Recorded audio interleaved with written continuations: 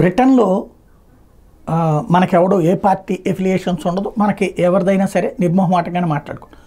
Labour party గురించి ఒక భయం ఉండేది. ఏంటంటే కాశ్మీర్ విషయంలో అది భారత్ యాంటీగా ఉండేది ఫ్రమ్ ద బిగినింగ్. పాకిస్తాన్ దే కాశ్మీర్ అన్నటువంటిదే వాళ్ళ మొదటి నుంచి అభిప్రాయం, దాన్ని భారత్ లాక్కుంది అన్నటువంటిదే అభిప్రాయం. బైలాటరల్ డిబేట్స్ అన్నటువంటి పాయింట్ని కూడా ఇప్పుడు విభేదిస్తూ వచ్చేది.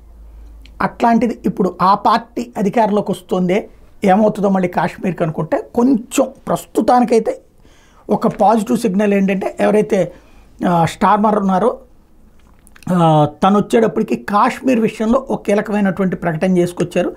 కాశ్మీర్ భారత అంతరంగిక విషయం అని చెప్పుకొచ్చారు. తద్వారా ఒకంత సంతోషకరమైనటువంటి అంశం. అదే సందర్భంలో భారత్తో పూర్తి స్నేహ సంబంధాలు పెంచుకుంటాం, మరోవైపు హిందుత్వ వ్యతిరేక విధానాల్ని మేము అంగీకరించబోం అని చెప్పుకొచ్చారు. అది మంచి పరిణామం.